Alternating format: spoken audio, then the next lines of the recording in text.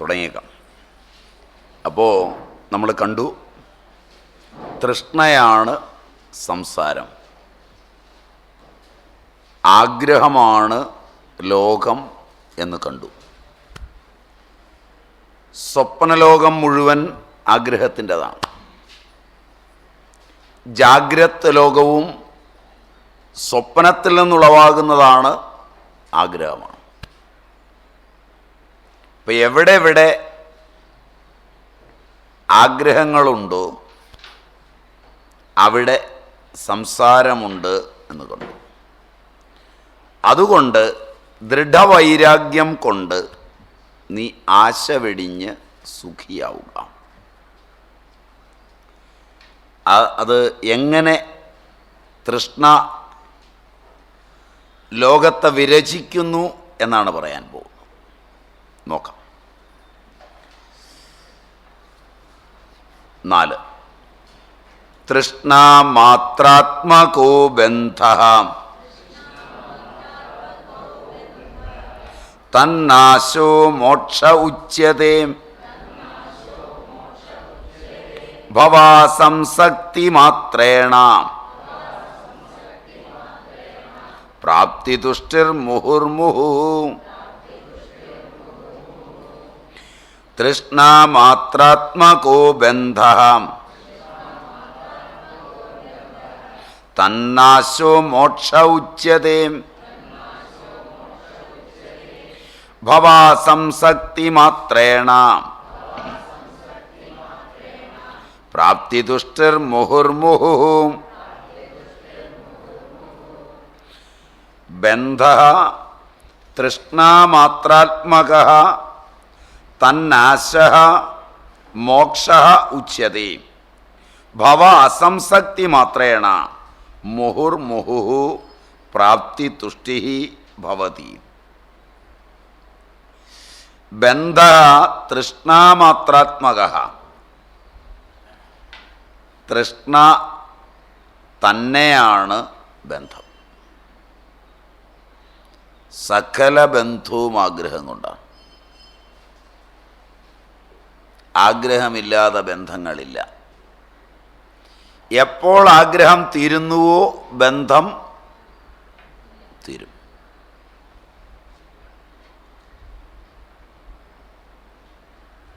എല്ലാ ബന്ധവും തീരുന്നത് ആഗ്രഹത്തിൻ്റെ തീർച്ചയിലാണ്.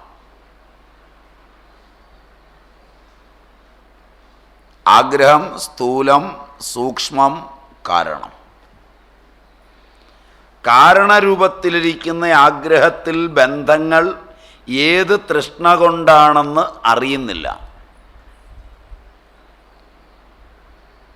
അതതിൻ്റെ ബീജരൂപത്തിലിരിക്കുന്നേ ഉള്ളൂ. സൂക്ഷ്മരൂപത്തിലിരിക്കുന്ന സ്വപ്ന സമാനങ്ങളായ ബന്ധങ്ങൾ, തൃഷ്ണകൾ, അത് കുറച്ചൊക്കെ അറിഞ്ഞും കുറച്ചൊക്കെ അറിയാതെയും ഇരിക്കുന്നു. സ്ഥൂലരൂപത്തിലേക്ക് വന്ന എല്ലാ ബന്ധങ്ങൾക്കു പിന്നിലും സ്ഥൂലമോ സൂക്ഷ്മമോ കാരണമോ ആയ തൃഷ്ണ ഇരിപ്പുണ്ട് എന്ന് സൂക്ഷിച്ചു നോക്കിയാൽ അറിയും. അതുകൊണ്ട് ബന്ധമുണ്ടോ അതിൻ്റെ പിന്നിൽ തൃഷ്ണയുണ്ട്. അത് സകല ലൗകിക ബന്ധങ്ങളുടെയും നിലയതാണ്. ഗീത ഇത് വേറൊരു ദിശയിൽ പറയും. ധ്യായതോ വിഷയാൻ പുംസഃ സംഗസ്തേഷൂപജായതേ സംഗാൽ സഞ്ജായതേ കാമ കാമാൽ ക്രോധോഭിജായതേ ക്രോധാൽ ഭവതി സമ്മോഹ സമ്മോഹാൽ സ്മൃതിവിഭ്രമ സ്മൃതിഭ്രംശാത് ബുദ്ധിനാശ ബുദ്ധിനാശാത് പ്രണശ്യതി. ഇതാണ് ഗീത പറയുന്നത്. എവിടെ വിഷയധ്യാനമുണ്ടോ, വിഷയധ്യാനം തൃഷ്ണ, അവിടെ ധ്യാനം എന്നാണ് തൃഷ്ണയെ പറഞ്ഞിരിക്കുന്നത്. എപ്പോഴാണ് വിഷയങ്ങളെ ധ്യാനിക്കുന്നത്? തൃഷ്ണയാവിർഭവിക്കുമ്പോൾ. തൃഷ്ണയുണ്ടായാൽ വിഷയധ്യാനമുണ്ടാവും. വിഷയം ധ്യാനിച്ചാൽ കാമമുണ്ടാവും.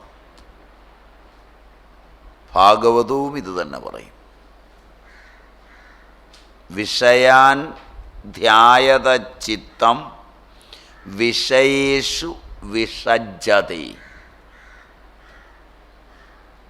ഷിഞ്ഞ് ബന്ധനെ, ബന്ധമുണ്ടാക്കുന്നു. വിഷജ്ജതേ വിഷയേഷു വിഷജ്ജതേ മാമനുസ്മരത ചിത്തം മയ്യേവ പ്രവിലീയതേ എന്ന് ഭാഗവതവും പറയും. അവിടെ ധ്യായതോ വിഷയൻ പുംസ സംഗസ്തേഷൂപജായതേ എന്നാണെങ്കിൽ 3-ാം അധ്യായത്തിൽ യജ്ഞത്തിൽ നിന്ന് അന്യമായ എന്ന പദത്തിലാണ് ഇത് ഉപയോഗിക്കുന്നത്. യജ്ഞാർത്ഥാത് കർമ്മണഃ അന്യത്ര ലോകോയം കർമ്മബന്ധനഃ. എങ്ങനെയാണ് ലോകത്തു ബന്ധമുണ്ടാകുന്നത്? യജ്ഞരൂപമല്ലാത്ത കർമ്മങ്ങളെ കൊണ്ട്, വിഷയധ്യാനം കൊണ്ട്, തൃഷ്ണ കൊണ്ട്. ഏതൊരു കർമ്മം തൃഷ്ണയാൽ ആവൃതമാണോ, ഉദാസീനമല്ലാതെയുണ്ടോ, അത് ബന്ധബീജത്തോടു കൂടിയതാണ്. അതിൻ്റെ പൂർണ്ണത വിനാശം വിതച്ച് മാത്രമേ തീരൂ.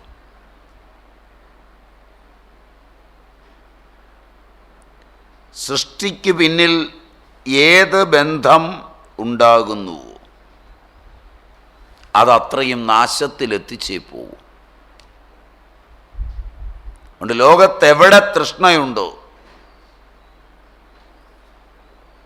അത് വിനാശത്തെ ഉണ്ടാക്കും. തൃഷ്ണ ഉണ്ടാകുമ്പോഴും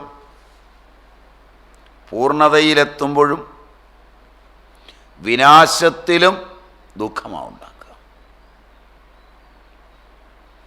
തൃഷ്ണ ആനന്ദമുണ്ടാക്കുന്ന ഒരു ഘട്ടവുമില്ല. എന്നിട്ടും എന്തേ ലോകം തൃഷ്ണയ്ക്ക് പ്രാധാന്യം കൊടുക്കുന്നത്? അതിൽ സാഹസികത്വമുണ്ട്. അതുമാത്രമാണ് തൃഷ്ണയെ കൊണ്ടുപോകാൻ ലോകം ഇഷ്ടപ്പെടുന്നത്. ഏത് തൃഷ്ണയ്ക്കും അവൻ്റെ അടിസ്ഥാന ചോദനയായ സാഹസഭാവമുണ്ട്. അടിസ്ഥാന ചോദനകളുണ്ട്. സുരക്ഷ ഒരു ചോദനയാണ്. യശസ് ഒരു ചോദനയാണ്. അറിയപ്പെടാനുള്ള ആഗ്രഹം. സാഹസികത ഒരു ചോദനയാണ്. തൃഷ്ണ ഇതിൽ മൂന്നിൽ മാറി മാറി കളിക്കുന്നത് കൊണ്ടാണ് ആളുകൾ അറിയാതിതിലൂടെ സഞ്ചരിക്കുന്ന, അപഗ്രഥിക്കാൻ പോലും തയ്യാറാകാത്തത്. ബുദ്ധി വികലമാകുന്നത് അതുകൊണ്ടാണ്. ഇത് മൂന്നും മനസ്സിലായോ ആവോ? ഇതൊക്കെ മനസ്സിലായോ ആവോ? ഈ പറഞ്ഞ ബേസിക് ഡ്രൈവൊക്കെ മനസ്സിലായോ എന്തോ? Drive for security, drive for adventure, drive for recognition. ഇത് ബേസിക് ഡ്രൈവുകളാണ് മനുഷ്യൻ്റെ. ഈ ബേസിക് ഡ്രൈവുകൾ 3 ഉള്ളത് കൊണ്ട് തൃഷ്ണ ഇതിൽ ചിലയിടത്ത് ആ തൃഷ്ണ കൊണ്ടാണ് ഞാൻ സെക്യൂറായിരിക്കുക എന്ന് തോന്നിപ്പിക്കും. അപ്പോൾ ആ രീതിയിൽ എൻ്റെ തൃഷ്ണയെ ഞാൻ ന്യായീകരിക്കും. ആ ആഗ്രഹമില്ലായിരുന്നു എങ്കിൽ ഇന്ന് ഞാൻ ഇങ്ങനെ കാണില്ലായിരുന്നു എന്ന് വ്യാഖ്യാനിക്കും. അങ്ങനെയാണ് തൃഷ്ണയെ മനുഷ്യൻ ന്യായീകരിക്കുന്നത്. ഓർത്തു നോക്കിക്കൊള്ളുക. ആഗ്രഹങ്ങൾക്ക് സാർവലൗകികത്വവും ആഗ്രഹങ്ങൾക്ക് ധാർമ്മികത്വവും ഒക്കെ നൽകുന്നവർ ഈ 3 ബേസിക് ഡ്രൈവിലാണ് അത് നൽകുന്നത്. 2 തൃഷ്ണയുടെ ലോകം. കാര്യം അങ്ങനെയൊക്കെ ആണെങ്കിലും അവൻ ആള് കൊള്ളാം.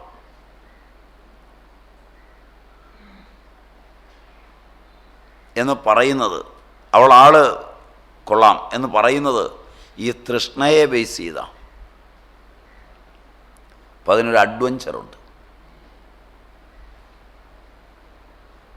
3, ആ തൃഷ്ണ കൊണ്ടാണ് താൻ ഇന്ന്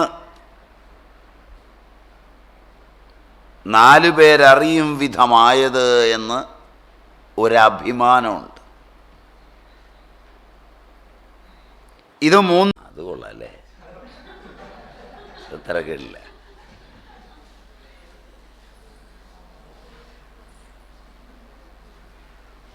കാരണം കറങ്ങുമെന്ന് ചോദിച്ചാൽ നിങ്ങളെല്ലാവരും ഈ അഷ്ടാവക്ര ഗീത വീശാൻ ഉപയോഗിച്ചോളൂ.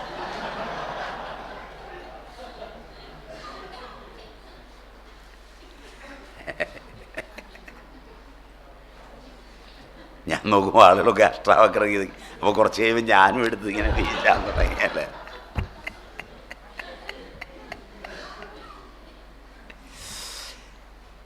ബന്ധം തൃഷ്ണാരൂപം തന്നെയാണ്. അതിൻ്റെ നാശം മോക്ഷമെന്നറിയപ്പെടുന്നു. ഭഗവത്ഗീതയെ പൂർവാചാര്യന്മാർ മോക്ഷശാസ്ത്രമെന്ന് വിളിച്ചത് 3-ാം അധ്യായത്തിലെ ആ ശ്ലോകം കാരണമാണ്. അർജുന, നീ നിന്റെ തൃഷ്ണയെ കൊന്നുകളയുക, കാമത്തെ. അതുമാത്രമാണ് ശത്രു. ആഗ്രഹങ്ങളില്ലെങ്കിൽ ഈ ലോകത്ത് നിനക്ക് ശത്രുവില്ല. ലാഭനഷ്ടങ്ങളുമില്ല. ജീവിതം സുഖവും ശാന്തവുമാണ്. ഇതാണ് തത്വചിന്ത. ആരെങ്കിലും ഒരാൾ എൻ്റെ ശത്രുവാകുന്നത് തൃഷ്ണ പ്രതിഹതമാകുമ്പോഴാണ്.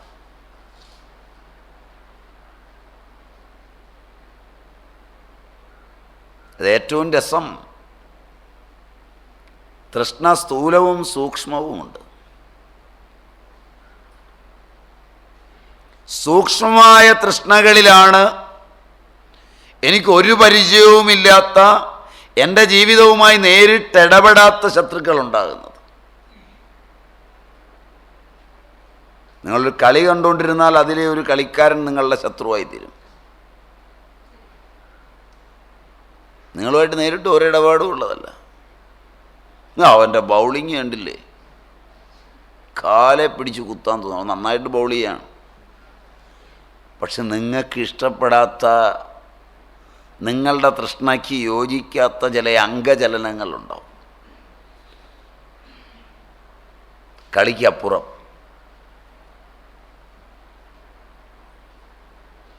ഇപ്പം ജീവിതം മുഴുവൻ നോക്കിയാൽ തൃഷ്ണയാണ്.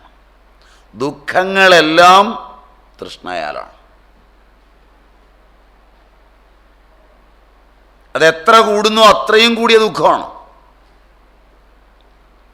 അതിൽ രസമുള്ള ചില കാര്യങ്ങളുണ്ട്. ഈ തൃഷ്ണ സുഖകരമാണെന്നോർത്ത് പലപ്പോഴും ഇതിൻ്റെ രംഗങ്ങളിലൂടെ ആളുകൾ പോകും. കുറച്ച് തൃഷ്ണയിലൂടെ സഞ്ചരിച്ചു കഴിഞ്ഞാൽ വല്ലാത്ത ദുഃഖങ്ങളിൽ ചെന്ന് വീഴുകയും ചെയ്യും. ഈ വ്യവസായങ്ങൾ, വാണിജ്യം, ഇവിടെയൊക്കെ തൃഷ്ണ പ്രാധാന്യമായാൽ കുറ്റം പറയുന്നത് കൂടും.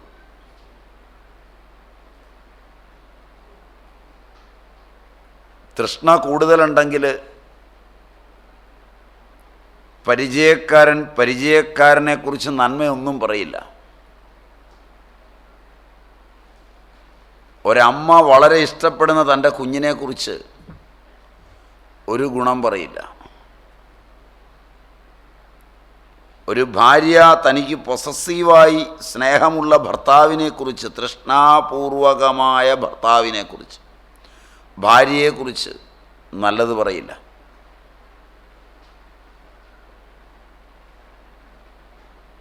ഒട്ടേറെ അപവാദങ്ങൾ ഉണ്ടാക്കി പറയും. തൃഷ്ണയ്ക്ക് അങ്ങനെയാണ് ലോകം.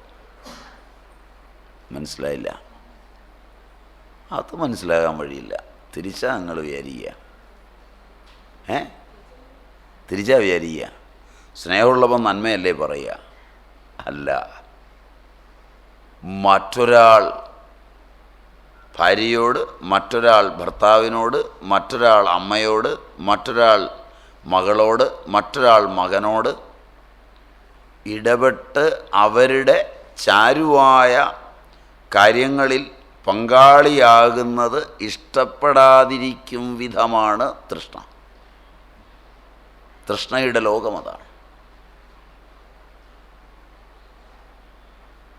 അതുകൊണ്ട് തൃഷ്ണ തിരിച്ചറിയാൻ എളുപ്പമാണ്. തൃഷ്ണയുള്ള രണ്ടു പേർ ആദ്യം ഒരാളോട് സംസാരിക്കണം. മറ്റേയാളിനെക്കുറിച്ച് ലോകത്തില്ലാത്ത അപവാദങ്ങളാണ് പറയും. ഇവർ തമ്മിൽ ഒന്നിച്ചാണ് ജീവിക്കുന്നത്. അമ്മയും മകനുമാണ്. അമ്മ വന്ന് എൻ്റെ പൊന്നു സ്വാമി സഹിക്കാൻ പറ്റില്ല അവനെ കൊണ്ട്, ഞാനായതുകൊണ്ട് ഒരു തരത്തിൽ അവനെ കൊണ്ടുപോകണമെന്ന് പറഞ്ഞ് 1.5 മണിക്കൂർ സ്വാമിയെ വധിക്കും. ഇത് കഴിഞ്ഞ് അവൻ വന്ന് അമ്മയ്ക്കെതിരായിട്ട് പറയാവുന്നതെല്ലാം പറയും. ഇവർ രണ്ടുപേരും ഒരുമിച്ചാണ് നടക്കുന്നത്. ഇതാണ് തൃഷ്ണ. കൂടുതൽ സ്നേഹം, തൃഷ്ണ ഉള്ള ഏത് രണ്ട് വ്യക്തികളെ എടുത്താലും അവരൊരിക്കലും മറ്റൊരാളിൻ്റെ നന്മ പറയില്ല.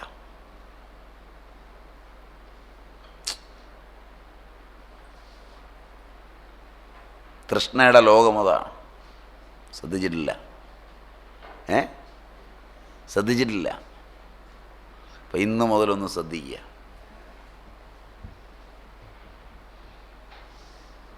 ഒന്നും പറ്റിയില്ലെങ്കിൽ കുറച്ച് കാര്യങ്ങളെല്ലാം പറഞ്ഞിട്ട് അവസാനം പറയും വളരെ സൂക്ഷിക്കേണ്ട ആളാണ്, ശ്രദ്ധിച്ചിടപെടുന്നത് നല്ലതാണ്.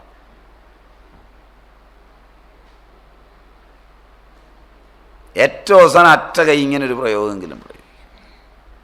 അപ്പോൾ തീരുമാനിക്കാം തൃഷ്ണയാണ് ഇതിൻ്റെ പിന്നിലെന്നറിയാം. തൃഷ്ണ തിരിച്ചറിയുന്നത് അങ്ങനെ. അതുകൊണ്ട് എല്ലാ ബന്ധവും തൃഷ്ണയാലാണ്. തൃഷ്ണയുടെ നാശമാണ് മോക്ഷം. തൃഷ്ണയാണ് കെട്ട്. കെട്ടഴിയുന്നത് തൃഷ്ണ നശിക്കും. ഇത് നോക്കിയാൽ അറിയാം. വീട്ടിലെ അമ്മയുടെ സാരിത്തുമ്പലൊക്കെ പിടിച്ചു നടന്ന ചില പിള്ളേരുണ്ട്. പ്രായമായാലും അങ്ങനെ തന്നെയാണ്, ജോലി കിട്ടിയാലും അങ്ങനെ തന്നെയാണ്. പക്ഷെ അമ്മയേക്കാൾ പൊസസീവ്നെസ് ഉള്ള ചില പെൺകുട്ടികളെ ഇവർ കല്യാണം കഴിക്കും. പിന്നെ വീട്ടിലേക്കേ വരികയില്ല. പിന്നെ ഇവൻ അമ്മയെ കാണുകയേ വേണ്ട. പിന്നെ ഇവൻ അമ്മ വലിയൊരു ശത്രുവായിട്ട് മാറും. അപ്പോൾ അമ്മയാകെ ഞെട്ടിപ്പോയി. ഇന്നലെ വരെ എൻ്റെ സാരിത്തുമ്പെ പിടിച്ച് നടന്നതാണ്. ജോലി കിട്ടിയിട്ടും ഞാൻ ഉരുട്ടി കൊടുത്തിരുന്നു. ഇപ്പം എന്നെ അവന് കണ്ണ് കീറിയിട്ട് കണ്ടുകൂടാ. അവളൊരുത്തിയാണ് കാരണം. അവളവന് കൈവശം കൊടുത്തിരിക്കുക. കൈവശം ഈ തൃഷ്ണയാണ്. അത് അമ്മ പണ്ട് കൊടുത്തിരുന്നതാണ്.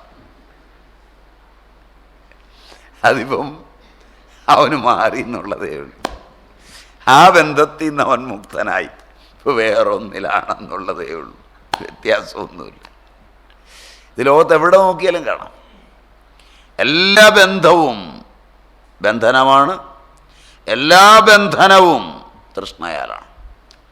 അതിൻ്റെ ചരട് തൃഷ്ണയാണ്. യാതൊരുവൻ തൃഷ്ണയെ നശിപ്പിക്കുന്നുവോ കെട്ടറുക്കുന്നുവോ അവൻ മോക്ഷത്തിലാകുന്നു. ഭവ അസംസക്തി മാത്രേണ,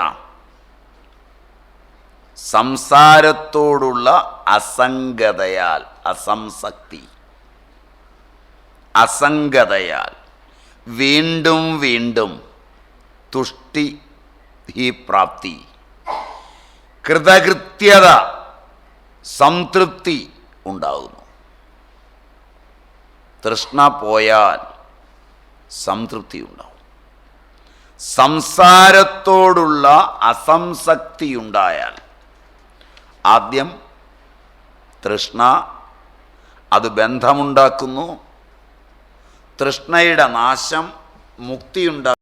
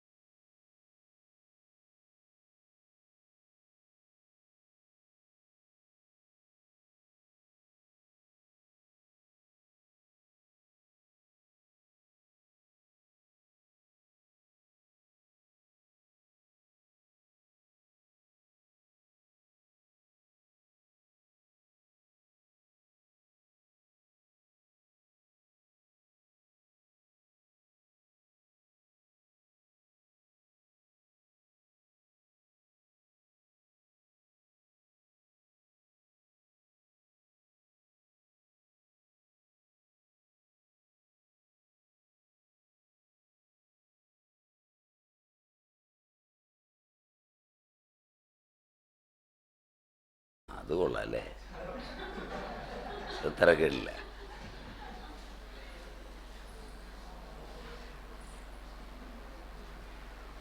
കാരണം കറങ്ങുമെന്ന് ചോദിച്ചാൽ നിങ്ങളെല്ലാവരും ഈ അഷ്ടാവക്ര ഗീത വീശാൻ ഉപയോഗിച്ചോളൂ.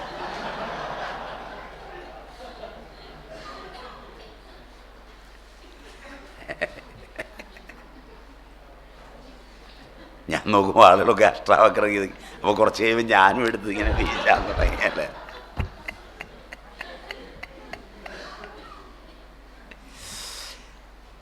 ബന്ധം തൃഷ്ണാരൂപം തന്നെയാണ്. അതിൻ്റെ നാശം മോക്ഷമെന്നറിയപ്പെടുന്നു. ഭഗവത്ഗീതയെ പൂർവാചാര്യന്മാർ മോക്ഷശാസ്ത്രമെന്ന് വിളിച്ചത് 3-ാം അധ്യായത്തിലെ ആ ശ്ലോകം കാരണമാണ്. അർജുന, നീ നിന്റെ തൃഷ്ണയെ കൊന്നുകളയുക, കാമത്തെ, അതുമാത്രമാണ് ശത്രു. ആഗ്രഹങ്ങളില്ലെങ്കിൽ ഈ ലോകത്ത് നിനക്ക് ശത്രുവില്ല. ലാഭനഷ്ടങ്ങളുമില്ല. ജീവിതം സുഖവും ശാന്തവുമാണ്. ഇതാണ് തത്വചിന്ത. ആരെങ്കിലും ഒരാൾ എൻ്റെ ശത്രുവാകുന്നത് തൃഷ്ണ പ്രതിഹതമാകുമ്പോഴാണ്.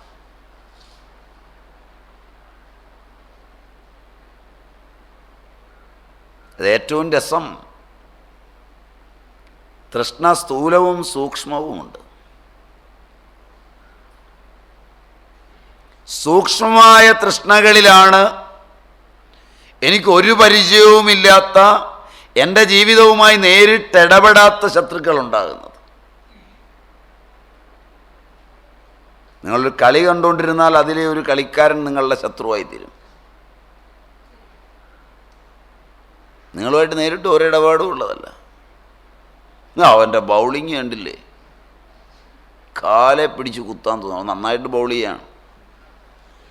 പക്ഷെ നിങ്ങൾക്ക് ഇഷ്ടപ്പെടാത്ത, നിങ്ങളുടെ തൃഷ്ണയ്ക്ക് യോജിക്കാത്ത ചില അംഗചലനങ്ങളുണ്ടാവും കളിക്കപ്പുറം.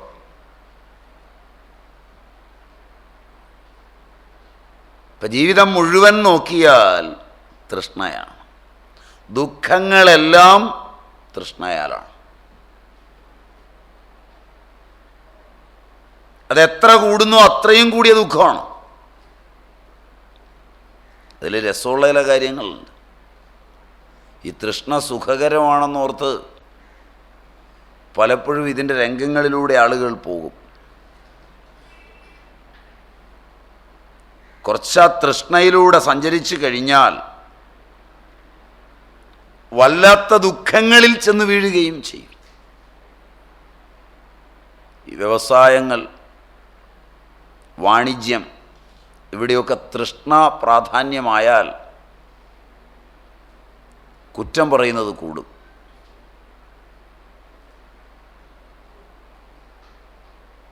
തൃഷ്ണ കൂടുതലുണ്ടെങ്കിൽ പരിചയക്കാരൻ പരിചയക്കാരനെക്കുറിച്ച് നന്മയൊന്നും പറയില്ല. ഒരമ്മ വളരെ ഇഷ്ടപ്പെടുന്ന തൻ്റെ കുഞ്ഞിനെക്കുറിച്ച് ഒരു ഗുണം പറയില്ല. ഒരു ഭാര്യ തനിക്ക് പൊസസീവായി സ്നേഹമുള്ള ഭർത്താവിനെക്കുറിച്ച്, തൃഷ്ണാപൂർവകമായ ഭർത്താവിനെക്കുറിച്ച്, ഭാര്യയെക്കുറിച്ച് നല്ലത് പറയില്ല.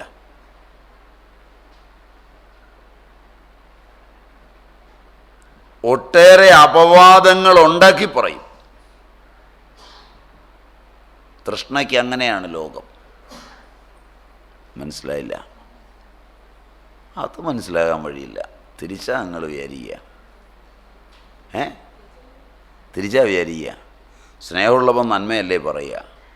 അല്ല, മറ്റൊരാൾ ഭാര്യയോട്, മറ്റൊരാൾ ഭർത്താവിനോട്, മറ്റൊരാൾ അമ്മയോട്, മറ്റൊരാൾ മകളോട്, മറ്റൊരാൾ മകനോട് ഇടപെട്ട് അവരുടെ ചാരുവായ കാര്യങ്ങളിൽ പങ്കാളിയാകുന്നത് ഇഷ്ടപ്പെടാതിരിക്കും വിധമാണ് തൃഷ്ണ. തൃഷ്ണയുടെ ലോകം അതാണ്. അതുകൊണ്ട് തൃഷ്ണ തിരിച്ചറിയാൻ എളുപ്പമാണ്. തൃഷ്ണയുള്ള രണ്ടു പേർ ആദ്യം ഒരാളോട് സംസാരിക്കണം. മറ്റേ ആളിനെക്കുറിച്ച് ലോകത്തില്ലാത്ത അപവാദങ്ങളാണ് പറയും. ഇവർ തമ്മിൽ ഒന്നിച്ചാണ് ജീവിക്കുന്നത്. അമ്മയും മകനുമാണ്. അമ്മ വന്ന്, എൻ്റെ പൊന്നു സ്വാമി സഹിക്കാൻ പറ്റില്ല അവനെ കൊണ്ട്, ഞാനായതുകൊണ്ട് ഒരു തരത്തിൽ അവനെ കൊണ്ടുപോകണമെന്ന് പറഞ്ഞ് 1.5 മണിക്കൂർ സ്വാമിയെ വധിക്കും. ഇത് കഴിഞ്ഞ് അവൻ വന്ന് അമ്മയ്ക്കെതിരായിട്ട് പറയാവുന്നതെല്ലാം പറയും. ഇവർ രണ്ടുപേരും ഒരുമിച്ചാണ് നടക്കുന്നത്. ഇതാണ് തൃഷ്ണ. കൂടുതൽ സ്നേഹം, തൃഷ്ണ ഉള്ള ഏത് രണ്ട് വ്യക്തികളെ എടുത്താലും അവരൊരിക്കലും മറ്റൊരാളിൻ്റെ നന്മ പറയില്ല.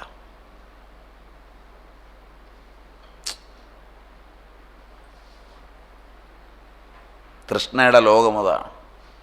ശ്രദ്ധിച്ചിട്ടില്ല? ശ്രദ്ധിച്ചിട്ടില്ല?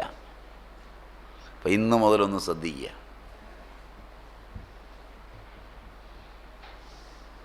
ഒന്നും പറ്റിയില്ലെങ്കിൽ കുറച്ച് കാര്യങ്ങളെല്ലാം പറഞ്ഞിട്ട് അവസാനം പറയും, വളരെ സൂക്ഷിക്കേണ്ട ആളാണ്, ശ്രദ്ധിച്ചിടപെടുന്നത് നല്ലതാണ്.